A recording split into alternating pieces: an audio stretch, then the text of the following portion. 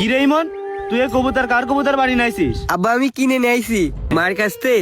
কালকে ওই 8 জোড়া কবুতর বাজারে নিয়ে গেলাম, সেই টাকা মার কাছে দেওয়া রয়েছে, তুমি সেটা নিয়ে যাও। আর তোমার কাছ থেকে কিছু দিয়ে 2-3 মন গম একবার নিয়ে আইসে নে। আচ্ছা ঠিক আছে আব্বা।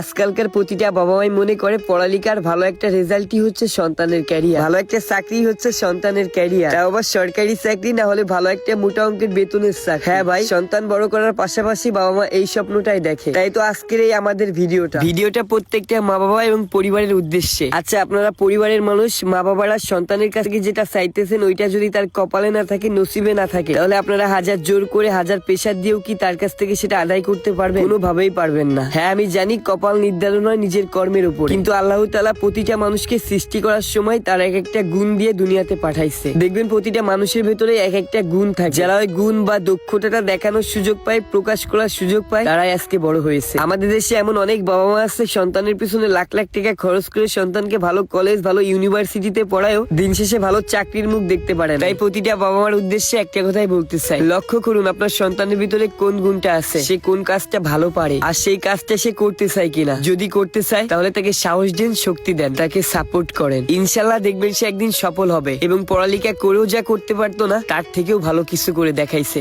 ধন্যবাদ।